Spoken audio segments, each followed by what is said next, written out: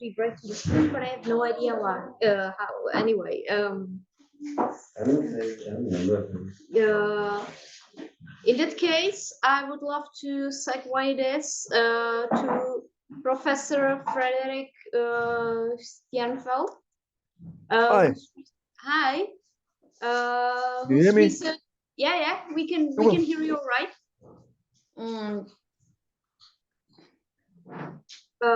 Professor Sternfeld's research covers the fields of cognitive semiotics, philosophy of science, intellectual history, theory of literature, and political philosophy. He is the author of Diagrammatology, an investigation of the borderlines of phenomenology, ontology and semiotics, natural propositions, the actuality of Peirce's doctrine in this is science, also his book right here, and sheets, diagrams, and realism in Peirce. And the presentation he's going to be giving tonight is titled Sheets in the Wild, a Typology of Writing Surfaces. Super. Should I share my screen? Yes, please. Let's see. Can you see it? Yes. We should probably... Can I start the slideshow?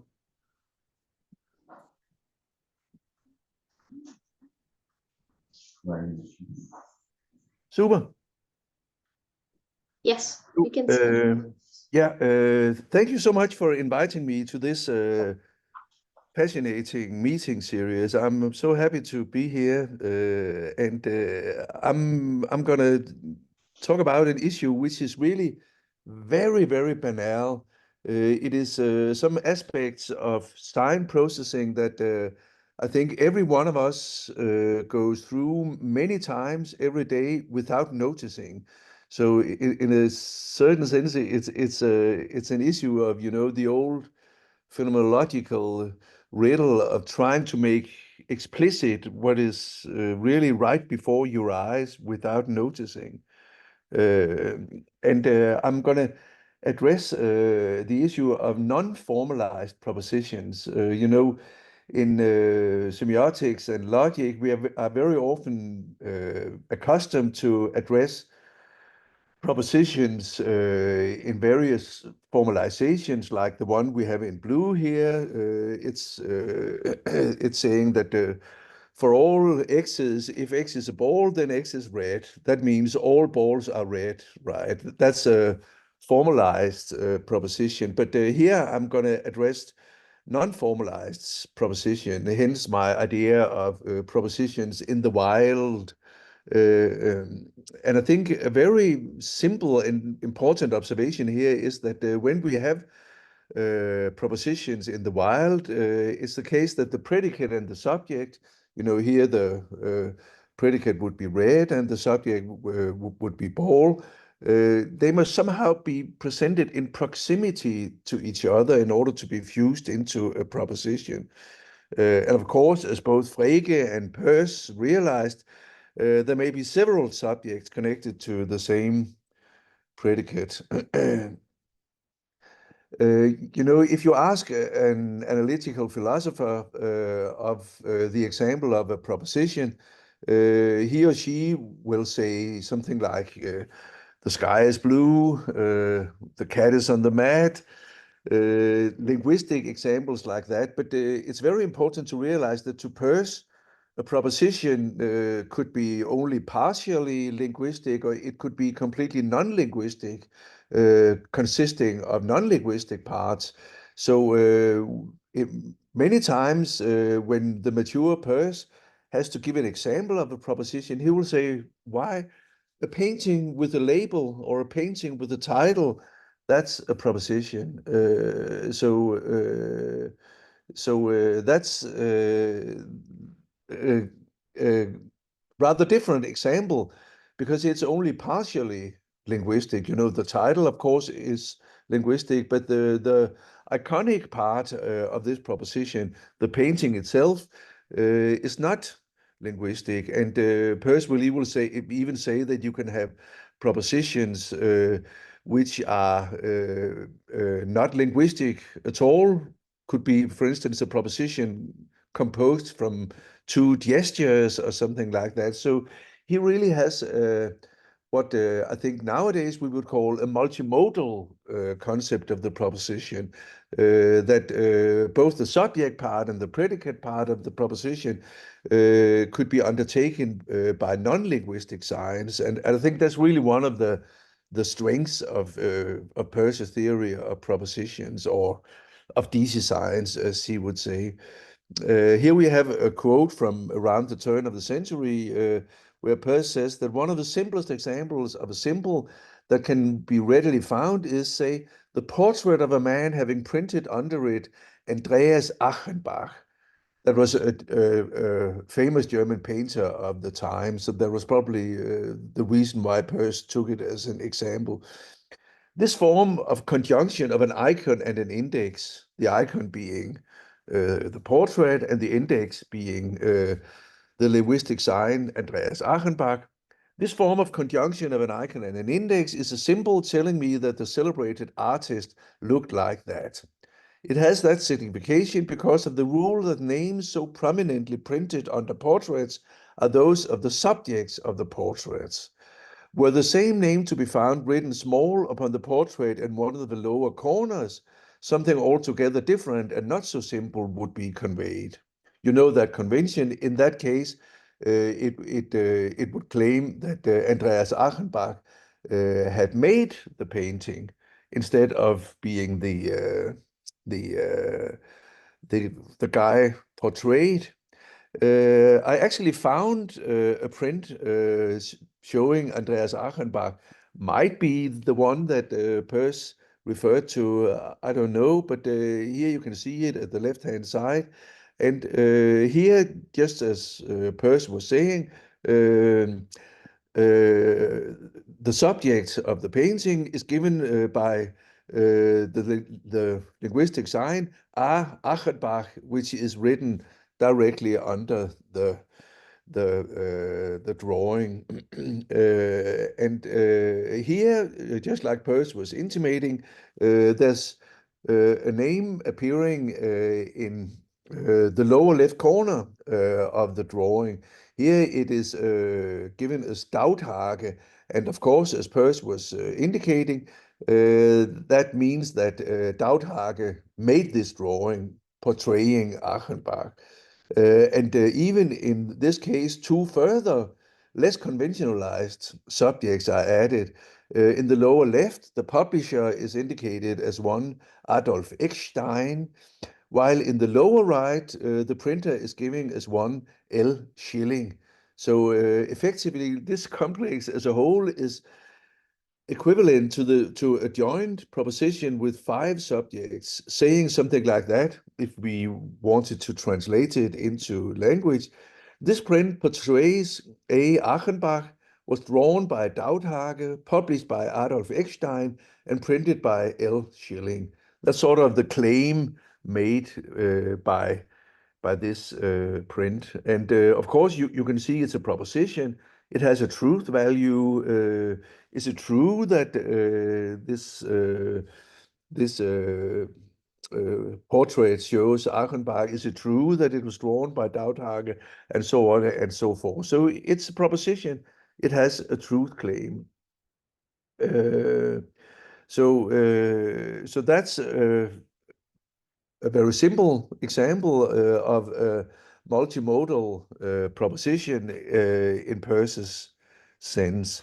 Now, when he made his existential graphs formalization of logic in the years around 1900, Peirce reflected somewhat about the sheet on which propositions are presented. He called it there a sheet of assertion. And he said that the blank page, the white page with nothing on it, it should be seen as containing potentially all true propositions about the universe of discourse in question. And in a certain sense, when you write something upon that blank surface, it's equivalent to the development of a photograph on part of the surface. And interestingly, Peirce had the idea that if you have more than one proposition presented on the sheet of assertion, they are immediately presented through both of them. So only by writing them on the sheet, it is claimed that there's a logical conjunction between the two propositions. And my claim here is that when Peirce made these formalizations, he implicitly looked at propositions in the wild, sheets in the wild, and I'm going to speak a bit about them here.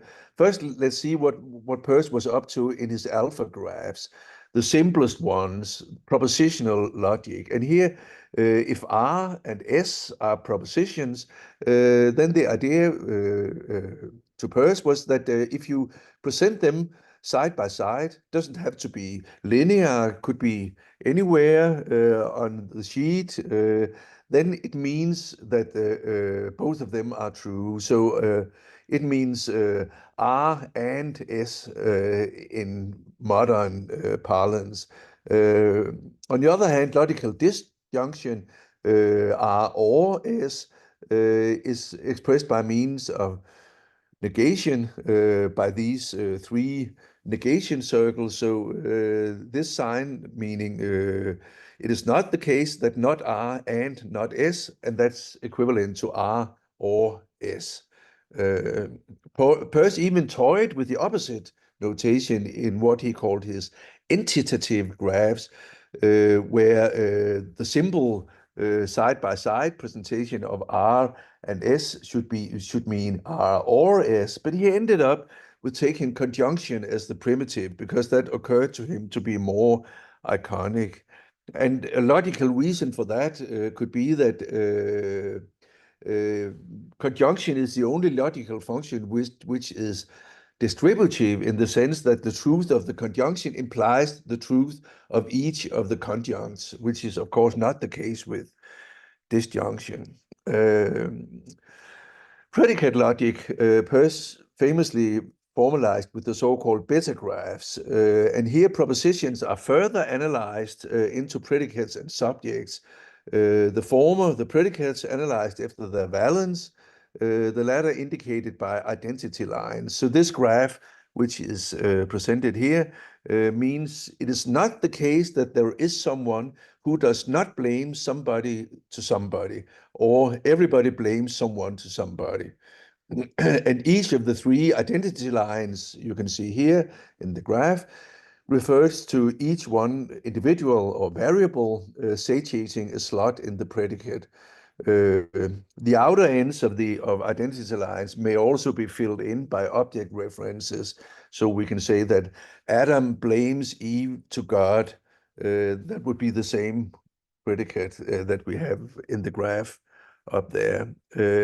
But you can see that the identity line here is another way of fusing contents, namely by connecting predicate and subject. They are connected by means of an identity line. So these graphs are drawn on the blank page of a sheet of assertion, interpreted as referring to all truths in the relevant universe of discourse. And now my idea here is that Peirce, in developing this alternative logical formalism, beginning in 1896 and lasting almost to the end of his life, that this idea relied upon such sheets in the wild. So here is an example of a sheet in the wild where we have the co-localization of predicate and subject by means of sort of identity lines in the wild.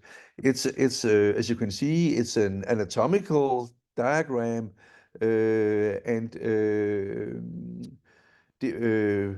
depicting the upper half of the body cut through and seen from the side, and there a number of important structures of the upper body is indicated by identity lines and names of the relevant structure.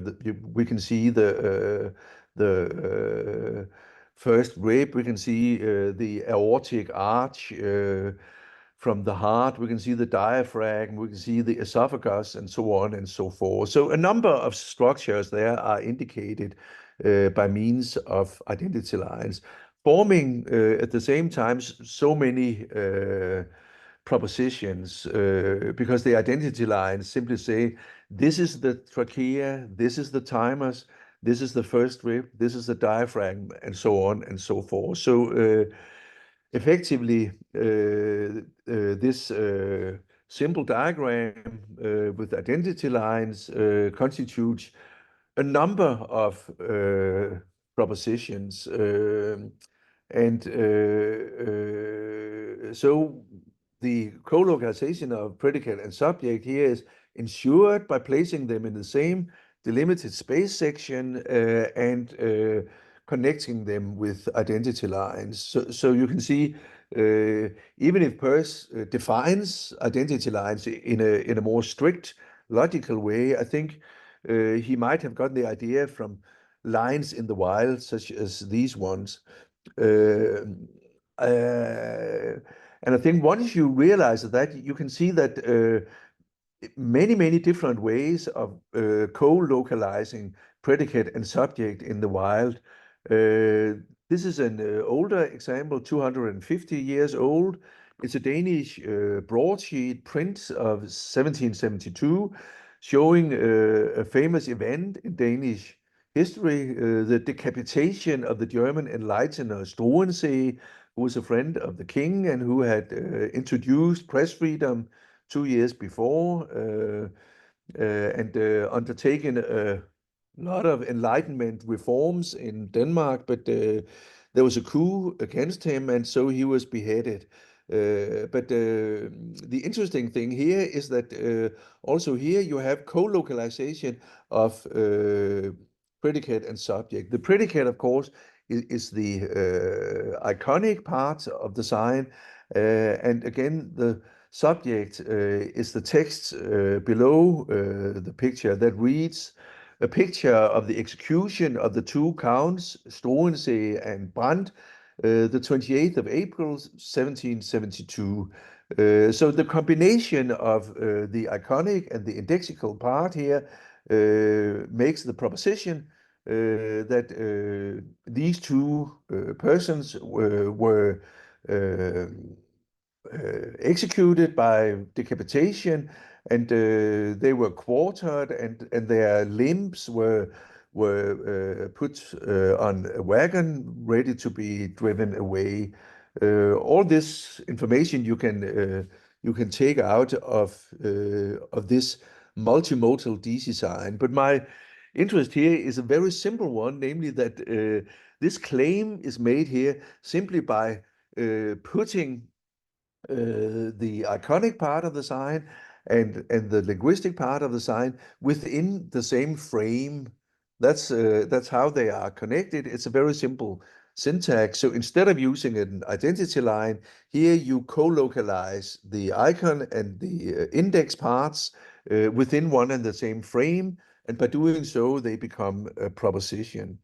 And once you realize that, you can find that many places. Here's an early example of ancient multimodal propositions from the first dynasty in Egypt, almost 3,000 years before our time. It's the so-called King Den ivory tablet. It's very small. It's roughly 5 times 4 centimeters, and it is in the British Museum in London. And here, at least 4 propositions are presented side by side, which can be seen from this small analysis of the label, where you have the central scene of a pharaoh beating another guy with a stick. You can see he's a pharaoh because he has the snake emblem on his head, and On top of that, there's added four propositions here indicated by red. The first one, reading from the right side, it's a case of reading from right to left here. The first red sign says the first time of defeating the East. So that's a sort of claim about the whole scene, that the whole scene depicts the first battle where Egypt was able to defeat the enemy from the East.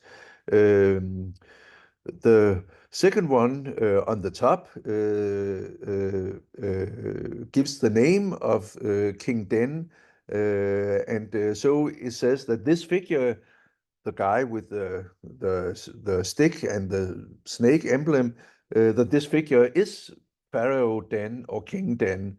And if we, for a moment, skip to number 4 at the left-hand side, it gives a proper name, which is Yakuryan. So it means one of two things. Either it means that this tablet was owned by a person named Yakuryan, or it may be like in the Peirce example that this tablet was drawn by an artist named Yakuryan.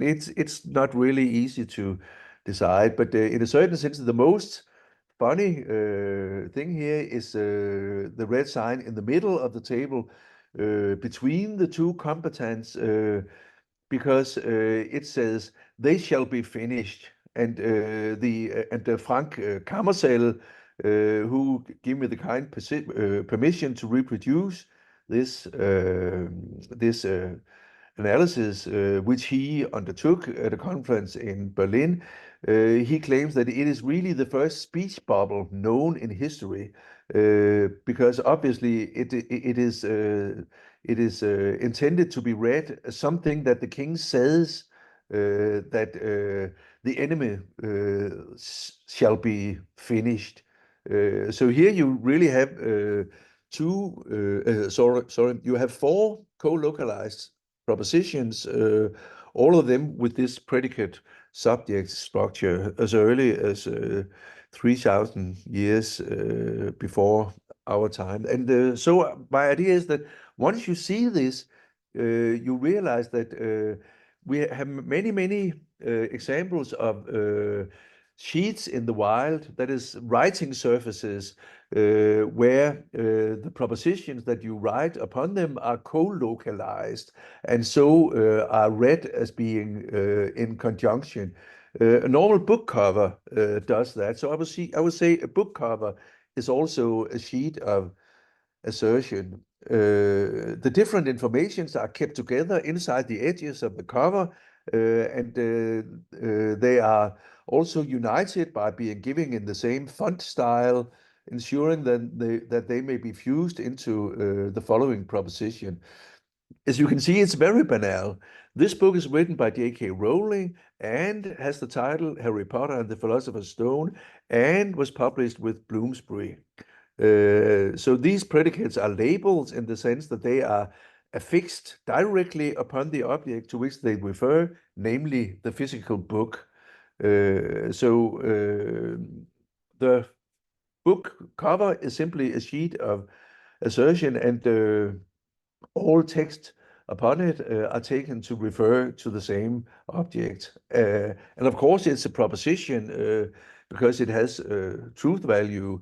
If by a publishing error, the publishing house had come to write Daniel Defoe on top instead of J.K. Rowling, it would be a false proposition, because it was not Daniel Defoe who wrote Harry Potter and the Philosopher's Stone. So again, a sheet of assertion, like Peirce says, is a sheet where propositions claiming to be true are written. Here's a funny example from early Enlightenment. That's a title page, and just like the book cover, the title page is a place where the book sort of speaks about itself. It's a title page of Spinoza's famous Tractatus Theologico-Politicus of 1670. This sheet claims the proposition that this book, to which the title page is affixed, is a copy of the Tractatus. Of course, it's a true sign. Other signs unconnected to the title float in the same 2D space of the sheet. So, for instance, at the bottom, the printer's name, Kunrad, and the city of publication, Hamburg. So they make the propositional claim that this book was printed by Kunrad in Hamburg. But both of those claims are really false. And the reason behind that, of course, was that Spinoza wrote in a period where there was immediate danger connected with expressing libertas philosophandi, freedom to think, as it is said in the subtitle of the book. We now know, thanks to some skilled young book researchers, that it was not Kunrad in Hamburg who published the book. It was actually a certain Israel de Paul, book printer in Amsterdam. But either Spinoza or Paul himself considered it wise to disguise his identity by a false name. So it is not the claim that all propositions that you meet on a sheet of assertion are true. Quite on the contrary, they may be false, but by appearing on the sheet of assertion, they claim to be true.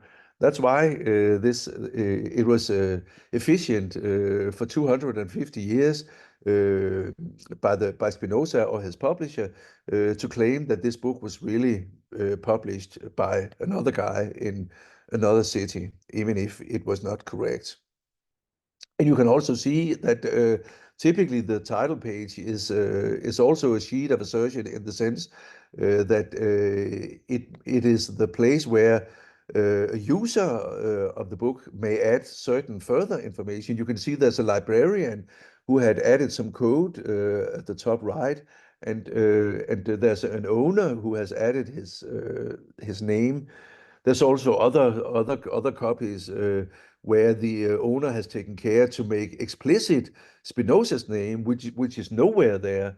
Of course, he was also scared what might happen to him, so he left out his own name.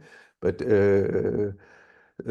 certain owners of copies of this book has added his name so as to make explicit who was the author. But I hope you can see that all of this goes to show that the title page functions as one sheet of assertion where you can add different signs claiming to be true. I think posters is typically a genre that constitutes sheets of assertion with conjunction. Here we have a poster for a very classical movie, as you know, Gone with the Wind. The claims made upon such a poster surface is understood as connecting to one and the same object, namely the feature film. Implicit lines of identity connect the names of the main actors with their pictures dressed up in their roles. And again, there's conjunction between these propositions. So this poster says something like the film Gone with the Wind features Clark Gable and Vivian Leigh appearing as Red Butler and Scarlett O'Hara, and it is produced by Selznick, and it is based upon Margaret Mitchell's novel, and it is showing twice daily, etc., etc. Again, here you have a large conjunction of all these iconic and indexical signs placed on the same sheet of assertion. Here you have now, as you know, it's election day in the US in a few days, and this poster is exactly 4 years old because it dates to the recent election there in the year 2020. You can see here we have Donald Trump now appearing in an Elvis costume, and we have Vladimir Putin with his electric guitar, the two of them appearing under the stage name of Putin and the Pussy Grabbers, and they are claimed to appear in a farewell freedom tour November the 3rd, which was the date of the election, of course. So you can see in a certain sense, all of the claims made here are really false because there's no such band as Putin and the Pussy Grabbers, and I strongly suspect that Donald Trump never appeared in an Elvis costume with rhinestones and all. And you can see also the other bands appearing are also false inventions. Instead of the Rolling Stones, we have the Roger Stones. Instead of Susie Q, we have Susie Q Anon, and so on and so forth. So when seeing all these false propositions on the poster, you easily get the idea that it must be a satire, and they must have been put there for different reasons, namely to indirectly say some truths about the upcoming election. So that's an example of a rhetorical way of using the fact that information placed on the sheet of assertion of a poster are taking to be in conjunction. Of course, you may also find other logical functions present in the wild, but I would think they are rarer. Like Peirce's entitative graphs, you can also find menus where you would rather say that the items appearing in a menu are in disjunction rather than in conjunction, such as menus in restaurants or menus in drop-down menus in computers, where you are supposed to select one or the other among the items listed. So there's a difference here between the shopping list on the left-hand side and the menu on the right-hand side. I mean, the shopping list is typically a list with conjunctions of the stuff appearing there. You should buy eggs and milk and butter and cheese and bread and so on. While on the menu, the idea is that you select either the big breakfast or the hotcakes with sausage or breakfast supreme or so on and so forth. And of course, in certain cases, sheets may exist which are neutral as to the conjunction disjunction distinction. If you for instance have a list with an overview over university department, the linguistic department, the physics department, the law department, and so on and so forth, they may be taken to form conjunction, saying that the university consists of this department and this department and this department and this department.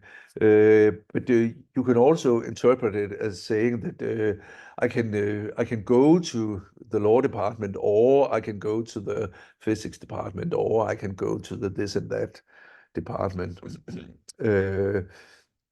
Of course, also other logical functions may be displayed in the wild, such as implication by means of sequence. So if you use our shampoo, your baldness will go away.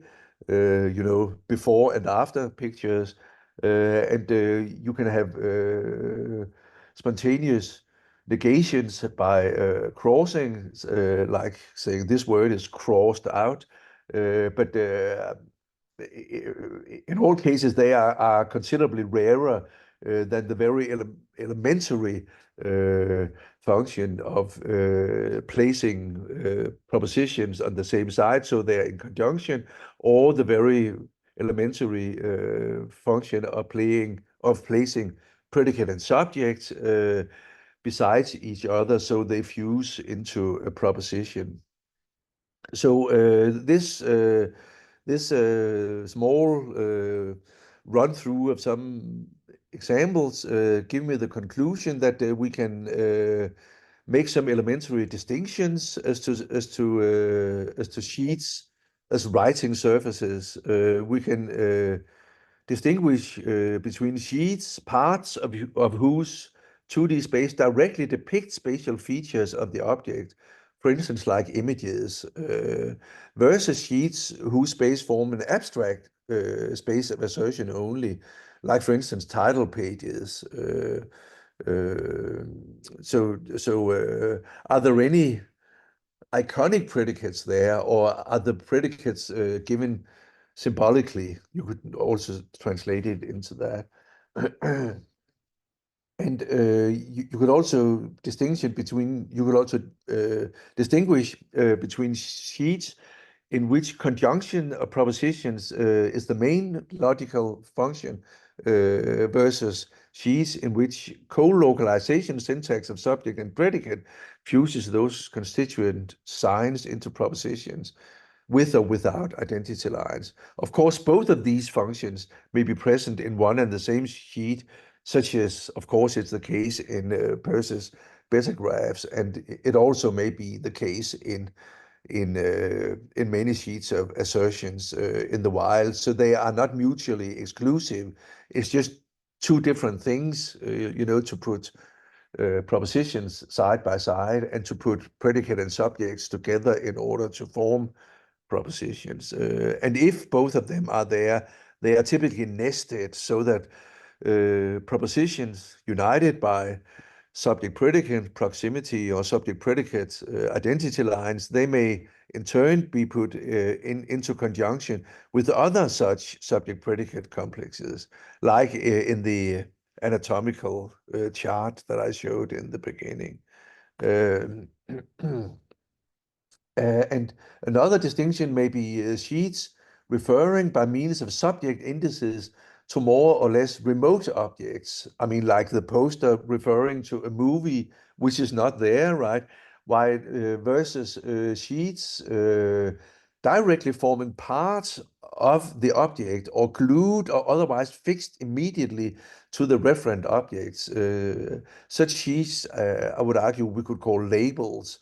And in that case, we don't have to have an explicit subject index to refer to the object because the object is simply there, like the title page. I mean, it's glued to the book, so it's simply part of the book. So it doesn't have to have a subject index saying this book is blah blah blah. Could also be the text on the package of some product you buy in the supermarket. It's also a label in the sense that it is directly affixed to the object, so it doesn't have to use a subject index. And another distinction is that sheets may simply be coextensive with the surface of the physical sign vehicle supporting them, like the Egyptian ivory tablet. The borderline of the tablet is simply the borderline of the sheet, versus sheets which are brought to attention by the addition of explicit delimitation signs, emphasizing some area or field of attention that is picked out or singled out by means of physical borders, limits, frames, lines, etc. Like the case with the copper with the execution, where there was a drawn frame connecting the iconic and the indexical part. And hey, sorry. And finally, sheets in the wild used, as mentioned, wild forms of existential graphs, conjunction, and the subject-predicate connection, and they only rarely utilize anything like Peirce's use of a cutout of or a special colored sheet part to mean negation, or a double cut to mean implication. I have never seen that really, but special sheet conventions, less widespread in the wild, may be found, however, adding further improvised syntactical machinery like negation, part-whole structure, subset, set relations, disjunction, implication, etc. But basically, I would say that sheets in the wild function by means of subject-predicate connections and simple conjunction between propositions. So yeah, that was my argument here. Thank you.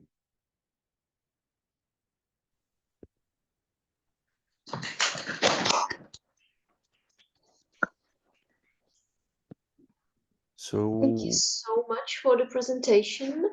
And I already have a hand raised, so we can move straight to the questions. Super. Georgi Iliev. Yes, thank you. Hello. It was a wonderful paper. But as far as I can understand, Peirce's elaborate take on the proposition, and I have read some things, of course. Any proposition, according to Peirce, is to some extent in the wild. And why is that? It is because he does not respect the fully mathematized logic. Hence, for something to be a proposition, that is, to be a symbol, what is necessary? It is necessary to have an icon and an index, which are connected. For example, if we have a bad stench and we have a hole where the stench comes from, we might infer that here is the toilet. And that is related to the concept of Peirce, and you should say whether I'm right or wrong, that for something to be a proposition, it is enough for it to be able to create an interpretant into some perceiver. Anything that's able to create an interpretant is a proposition or a symbol, and it is the same. That is the conception of authors like Francesco Bellucci in The Unity of the Proposition, etc. Mm-hmm. So is it true that any proposition is somehow in the wild? It is somehow never finished and always subjected to interpretation. For example, in his text, New Elements, he says the interpretant aims more at the object than at the replica he interprets. So that's the question. Thank you very much. Yeah, thank you for your comment. I think you are right about everything that you say, really. And my claim is not that all propositions take place in sheets of assertion. Not at all. My claim is just that sheets of assertion in the wild forms a sort of overlooked vehicle for truth claims. And I think we can understand those sheets in the wild by looking at them from the point of view of Peirce's more formalized systems in existential graphs. But I also think you are right that Peirce was a continuist. I think he would probably agree with what you say that the formalized sheets of assertion you find in alpha and beta graphs, they are just sort of at one end of the continuum, and on the other end we have sort of more wild sheets of assertions, like in posters or title pages or wherever. So I'm not certain we disagree on anything, really. Yes. Thank you very much. Thank you for your answer. All right, great. And then we have Oh, questions are piling up. That's great. I will ask Kalevi, please ask a question. Very good. So it's so good if we speak about simple things with simple examples, then it allows us to ask deep questions. So Yeah. If we have something too co-localized, when it will become a proposition. You understand? Yeah. Let's say in our Umwelt, we may have anything too. When these two turn to be a proposition, of course, you say they are proposition if there is a truth value. Okay, but when there is a truth value in case of anything too co-localized. Yeah, but I think co-localization here is a specific term that should refer to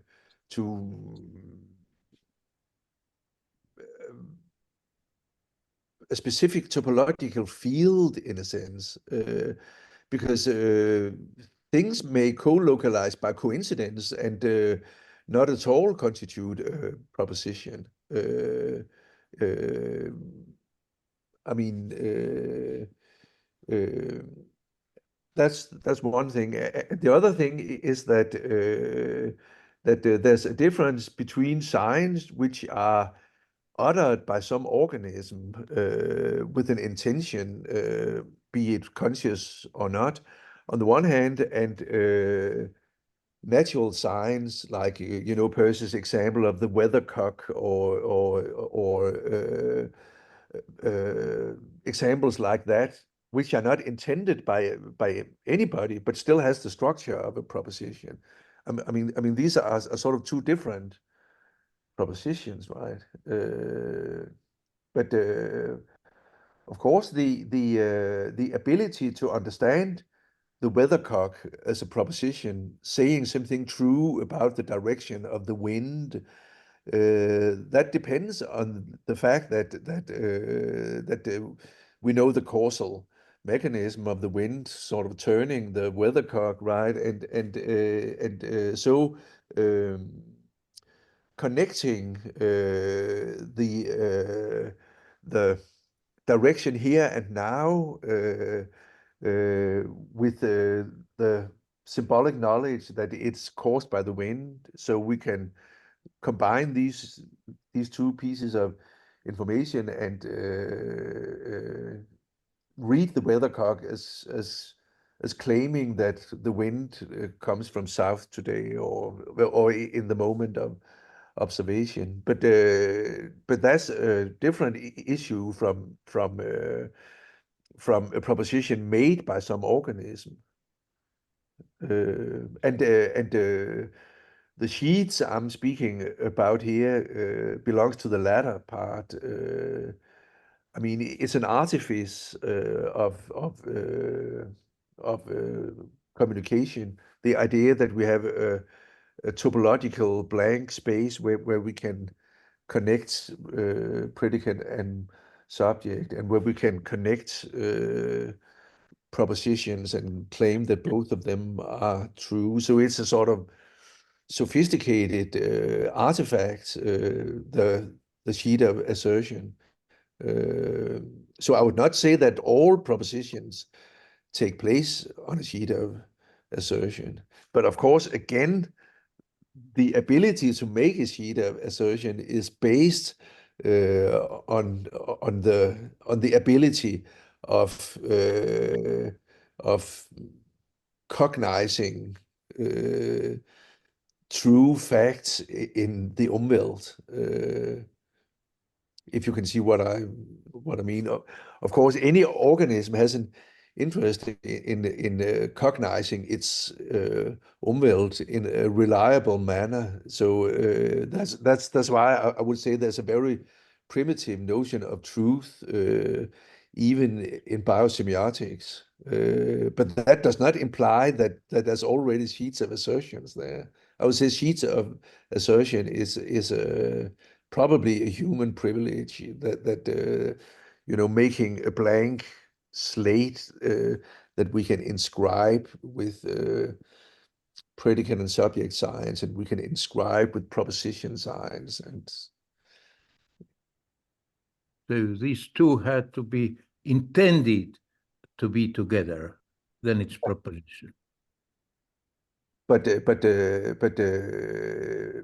wind and the weathercock doesn't have to intend to fit together, right?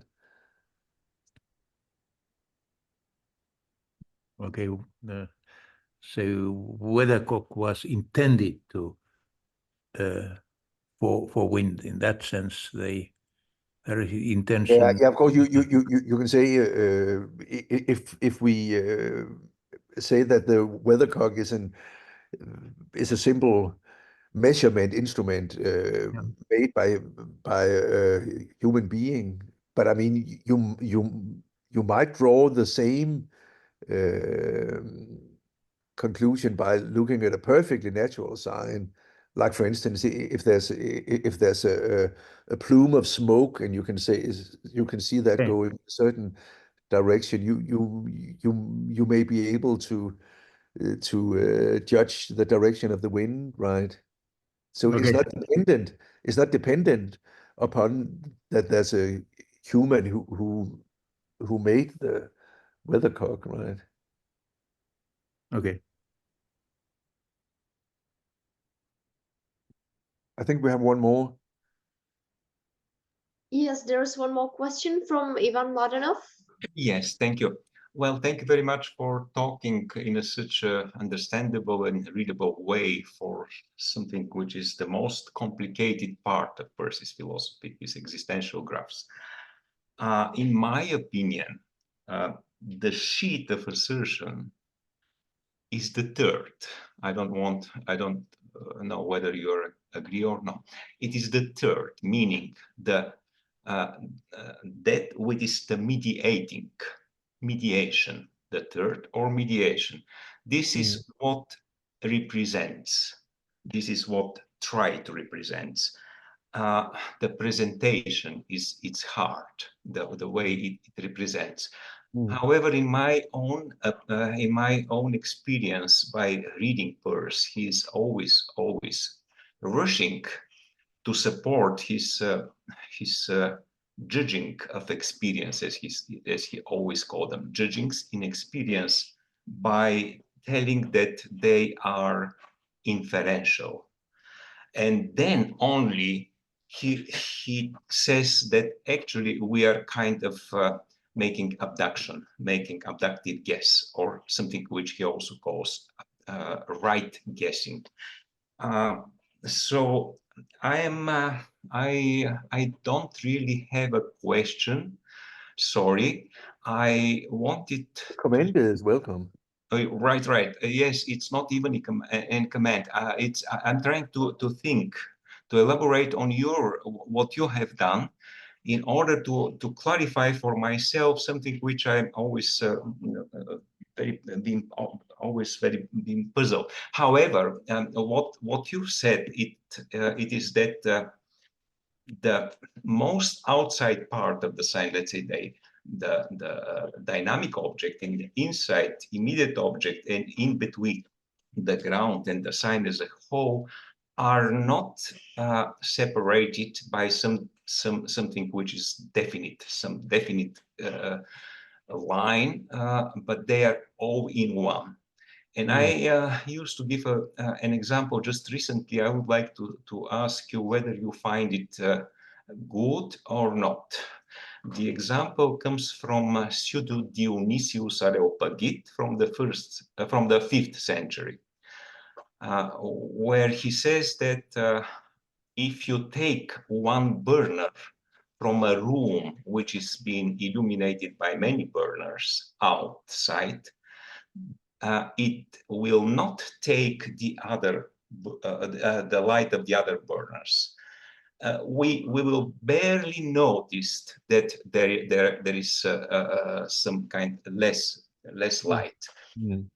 Similar when you bring one, and this example he explains by this that all is in something else. Everything is within something else. They are not separate. There is no borders between those kind of science and what you have said about even assertion and different part of propositions. They are all in one, however, divided by inference. Peirce would insist on inference.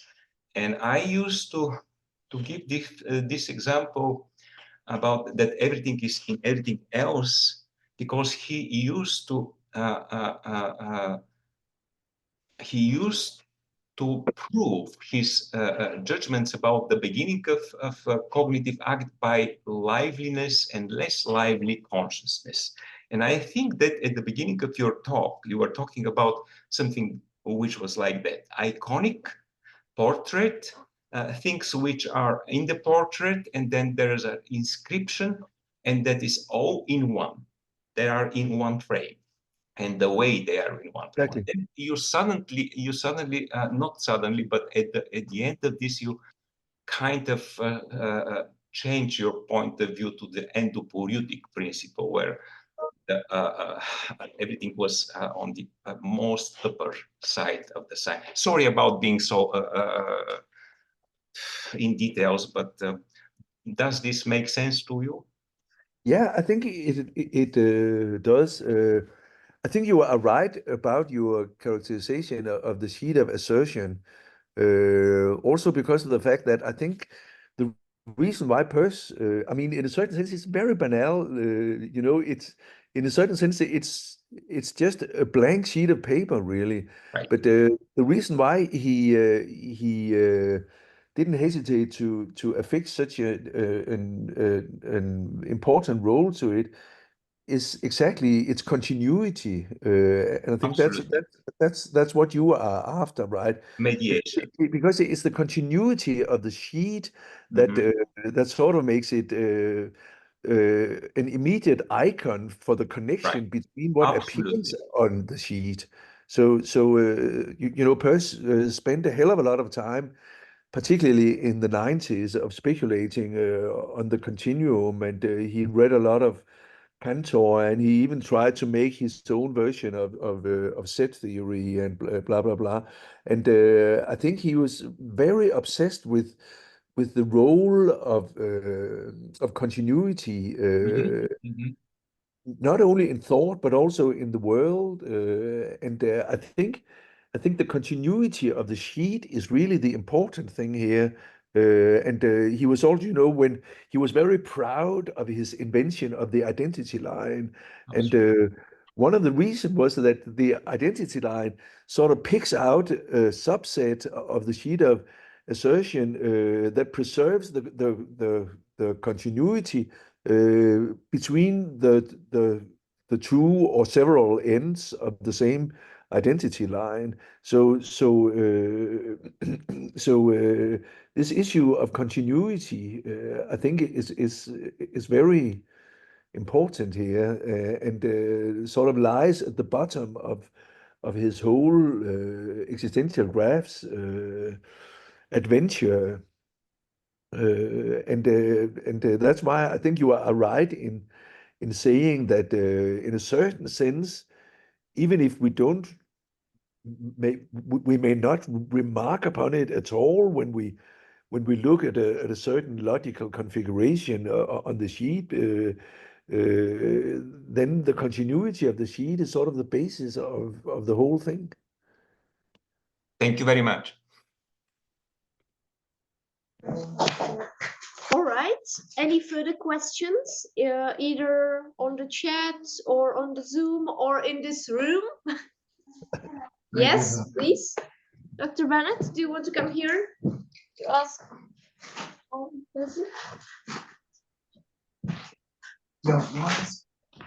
Hello, Professor Stjernfelt. Hi, good to see you. Thank you so much for this talk. It was really amazing, and at least we could understand better your newest book about sheets of assertions. And I wanted to ask a question related to what you were talking with Kalavi. So my question is whether, because your examples are all multimodal, there's like picture plus text, is multimodality a condition for a sheet of assertion to exist?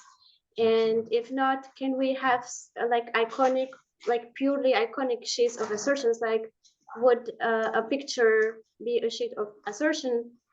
And if yes, can you explain how? And then the second question is related to our first presentation by Elvira. So would you consider performative art like a performance, dance, or any kind of performance as a proposition or sheet of assertions? These are heavy questions. I don't. Peirce's idea of propositions is certainly multimodal, but I don't think any sheet of assertion has to be multimodal. I mean, the title page of the book is only linguistic, right? It's only linguistic signs floating besides each other there. So I think monomodal sheets of assertions are certainly possible. I just think multimodality is sort of the whole of the theory, but inside of that you can have monomodal signs, and of course, you know, the classic examples, the cat is on the mat, classic example of a linguistically expressed proposition. That's also monomodal. That's not multimodal. But it depends. I mean, it depends upon what you mean when you say that if we could have a sheet with only iconic signs on it.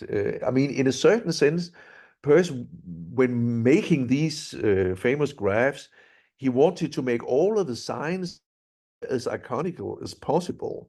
He even toyed with the idea that you, you know, if you have to make an existential graphs of the proposition that all balls are red, then instead of writing red, red on the surface, he would simply put a patch of red color there. That would be a very iconic way of representing red, right? I mean, he never really did that, but he considered it was a possibility, right? And he thought the line of identity was iconic due to its continuity, and he thought the negation signs, you know, the closed curves, meaning negation in the existential graphs, he thought that they were more iconic than for instance, you know, this in symbolic logic where you can negate something with a stroke over the proposition, or you know, the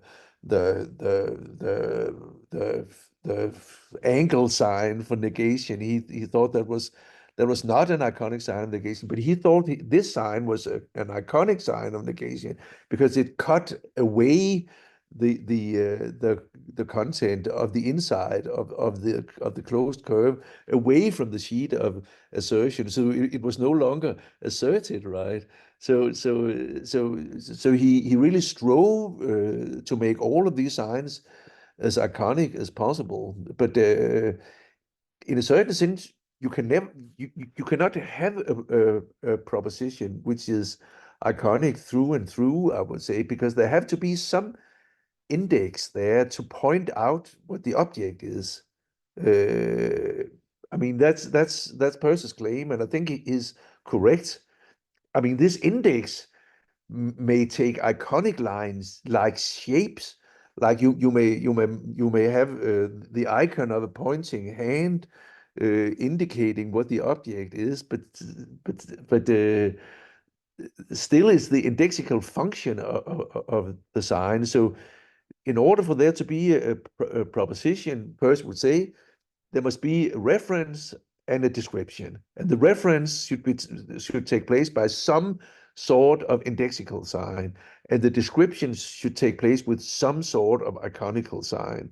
So for there to be a proposition, there must be a combination of both of those signs, right? So in that sense, you could not have a sheet of assertion which was 100% iconic. That was your first question. What was the second? Oh yeah, yeah. If there may be propositions in dance, right? Now I'm not a dance. I like to dance, but I'm not an expert on the art of dance. But I'm pretty certain there are lots of propositions in dancing. You know, with dancing with a narrative where you have several actors performing actions vis-a-vis each other. That I think there will be many propositions there. You know, in a certain sense, I'm a maximalist as to propositions. I think they are all over the place, and I think it's a grave error to assume that for there to be a proposition, there should be a linguistic vehicle or even a formalized language. I think that's very nice way, a very precise way of expressing propositions, but I think there are propositions all over the place because organisms in general and human beings in particular are interested in what is right and what is not right. So I think claiming that something is true is such an elementary function in semiotics, both for human animals and for non-human animals. So I think we need to sort of deflate the notion of proposition so as to cover also a lot of science in biosemiotics. So yeah, so I certainly think there are also propositions in performing arts. Thank you. Thank you so much. So now concluding remarks by Anishka, maybe.